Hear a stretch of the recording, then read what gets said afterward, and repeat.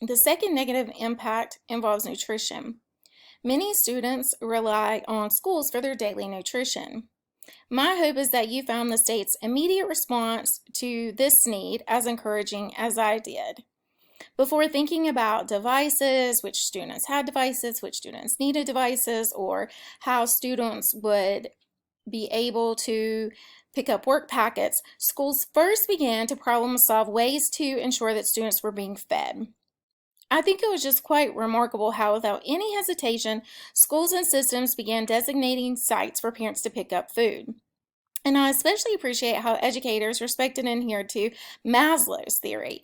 Recall your introduction to psychology class and the brilliant work of Abraham Maslow, who introduced the concept of a hierarchy of needs in 1943 in his paper entitled The Theory of Human Motivation. Maslow's theory proposed that humans must have their biological needs met, and those biological needs include air, water, food, rest, and health. Those needs must be met before being able to focus on higher level needs such as learning. Also, and most recently, there's been a lot of research conducted on the correlation between nutrition and academic performance. And research from Columbia University Teacher College has shown that poor nutrition creates learning challenges for students. And malnutrition actually can lead to anemia, which has been shown to correlate with lower academic performance in school.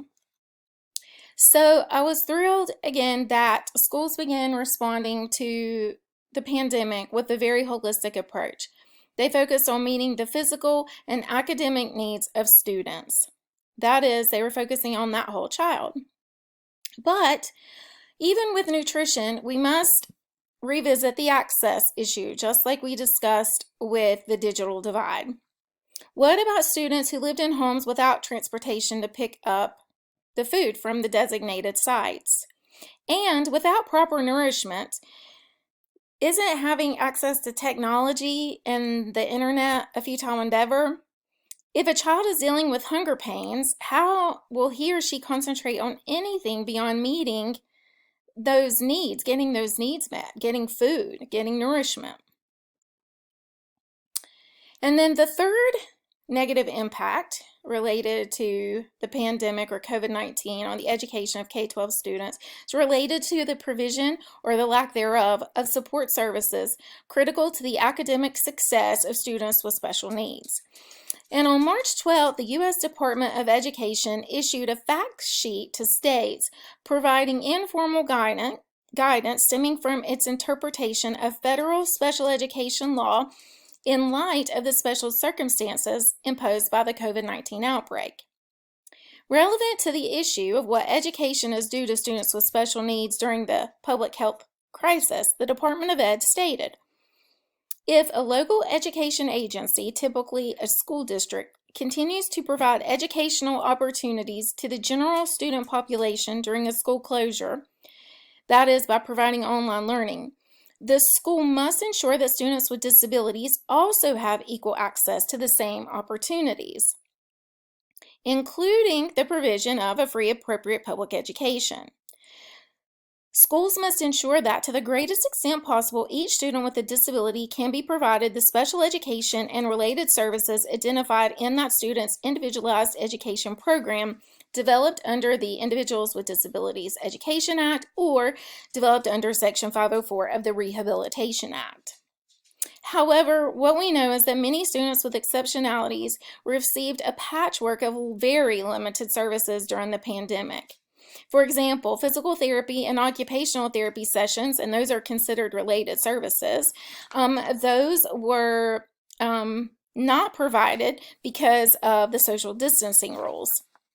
Speech-language pathologists were able to provide some related services through Zoom sessions, but we've already discussed, access issues related to remote and online learning.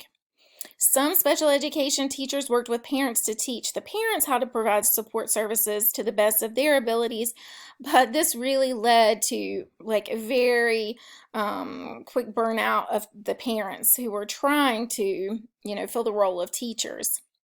And students who had access to assistive technology like braille readers or screen readers at school, they no longer had access to those supports.